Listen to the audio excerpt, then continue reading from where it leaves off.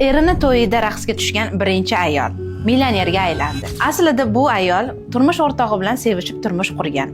8 yil davomida birgalikda yashab, ancha qiyinchiliklardan o'tishgan. Lekin erini borgan sari puli ko'payib, o'ziga bo'lgan bahosi ancha yuqorilashib qoladi. Bu ayol ikkinchi farzandini dunyoga keltirganiga atigi 2 hafta bo'lganida va erini to'yiga 3 kun qolganida turmush o'rtog'idan yana ikkinchi marta uylanayotganini eshitadi. Bu ayol bu vaziyatda eri bilan janjal qilib, ikkita farzandi bilan ajrashib, ko'chada qolishi mumkin edi. Lekin u boshqa yo'lni tanladi. Turmush o'rtog'ini to'yiga borib, o'zini mag'rur tutdi va boshini egmagan holda o'rtada raqsga tushdi. Va to'yda mehmonlarning hayratiga sazovor bo'lib, u 6 million rubl ishlab topdi. Qarabsizki, u millionerga aylandi. Endi eri bu ayolning muhabbatiga qayta sazovor bo'la oladimi? Afsuski, endi kech.